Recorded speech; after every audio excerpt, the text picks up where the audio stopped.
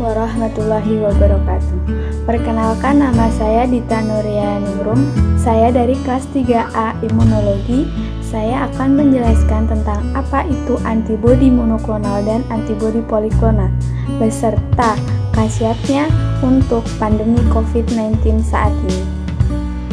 Antibodi merupakan biomolekul yang tersusun atas protein dan dibentuk sebagai respon terhadap keberadaan benda-benda asing seperti mikroorganisme, molekul-molekul asing yang tidak dikehendaki di dalam tubuh seseorang.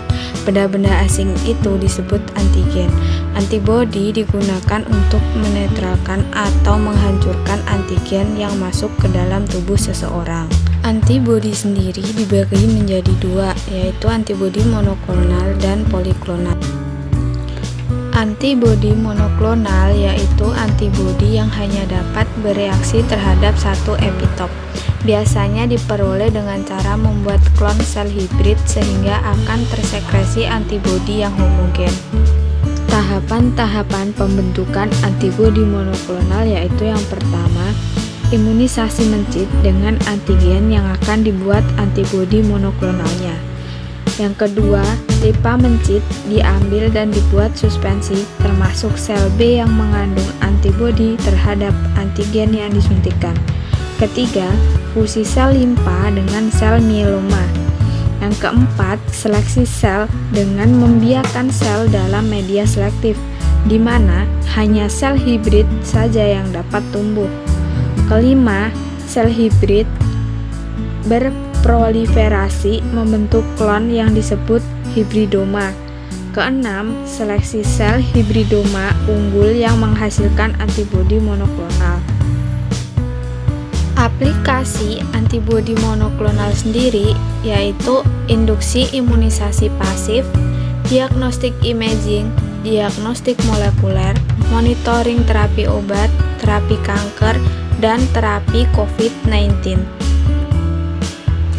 Contoh antibodi monoklonal yang biasa dipakai yaitu trastuzumab, tositumumab, bevacizumab, bamlanivimab, dan etesevimab. Antibodi monoklonal adalah protein buatan laboratorium yang meniru kemampuan sistem kekebalan tubuh untuk melawan patogen berbahaya seperti virus. Bamlanivimab dan etesevimab adalah antibodi monoklonal yang secara khusus ditujukan untuk protein spike dari virus SARS-CoV-2, sehingga dapat memblok perlekatan dan masuknya virus ke dalam sel manusia. Bamlanivimab dan etesevimab ini akan mengikat ke lokasi yang berbeda tetapi akan bekerja secara bersamaan pada protein spike virus. Pada terapi ini hanya untuk mengurangi gejala ringan sampai sedang, tidak untuk mengobati pasien COVID-19. Antibodi yang kedua adalah antibodi poliklonal, yaitu antibodi yang diperoleh dari hiperimunisasi. Biasa disebut juga serum hiperimun dan dapat bereaksi dengan sejumlah determinan antigen yang berbeda dengan antigen, bereaksi pada banyak epitop. Tahapan-tahapan pembentukan antibodi poliklonal. Antibodi poliklonal diproduksi pada kelinci dengan cara mengimunisasi kelinci dengan antigen, juga dikenal sebagai imunogen, menggunakan dosis yang berkisar 10 mikrogram sampai 200 mikrogram. Imunisasi biasanya dilakukan secara intradermal atau subkutan, tetapi juga dapat dibuat ke dalam telapak kaki, intramuskular, atau intraperitoneal. Antigen dapat disiapkan dengan atau tanpa adjuvan lengkap yang dapat meningkatkan respon imun. Aplikasi antibodi poliklonal.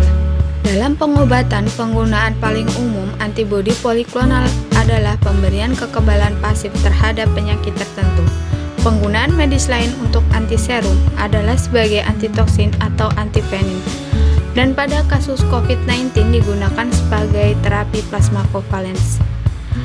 Plasma tersebut didapat dari pasien yang sudah pulih dari paparan COVID-19. Ada beberapa perbedaan antara antibodi poliklonal dan antibodi monoklonal. Yang pertama, pada antibodi poliklonal tidak mahal dalam produksinya, sedangkan antibodi monoklonal mahal dalam produksinya. Pada antibodi poliklonal tidak butuh teknologi yang terlalu canggih, tetapi pada antibodi monoklonal membutuhkan teknologi yang sangat canggih. Waktu produksi relatif singkat pada antibodi poliklonal, sedangkan antibodi monoklonal waktu produksi lama karena harus membentuk hibridoma. Antibodi poliklonal menghasilkan antibodi non-spesifik dalam jumlah banyak, sedangkan antibodi monoklonal menghasilkan antibodi spesifik dalam jumlah banyak. Antibodi poliklonal mengenal beberapa epitop pada antigen, sedangkan antibodi monoklonal hanya mengenal satu epitop pada antigen. Antibodi poliklonal kumpulan yang terbentuk bervariasi, sedangkan antibodi monoklonal setelah hibridoma dibentuk konstan dan sumber yang terbarukan, dan semua kumpulan akan sama. Kerugian dari antibodi poliklonal dan antibodi monoklonal. Yang pertama, kerugian antibodi poliklonal yaitu memproduksi antibodi non-spesifik dalam jumlah yang besar yang sewaktu-waktu dapat memberikan efek samping pada beberapa aplikasi. Dan beberapa epitopes membuatnya penting untuk memeriksa imunogen urutan untuk setiap cross-reactivity. Sedangkan kerugian antibodi monoklonal yaitu memproduksi antibodi spesifik dalam jumlah yang besar, tapi sifatnya bisa menjadi terlalu lebih rentan terhadap hilangnya epitop melalui perawatan kimia antigen daripada antibodi poliklonal. Untuk saat ini, antibodi poliklonal dan antibodi monoklonal sangat penting pada kasus COVID-19 karena antibodi poliklonal dan antibodi monoklonal dapat menterapi pasien yang menghidap COVID-19. Antibodi poliklonal dan antibodi monoklonal tidak dapat mengobati pasien COVID-19. Antibodi tersebut hanya dapat mengurangi gejala-gejala dari COVID-19, mulai dari gejala sedang sampai gejala ringan.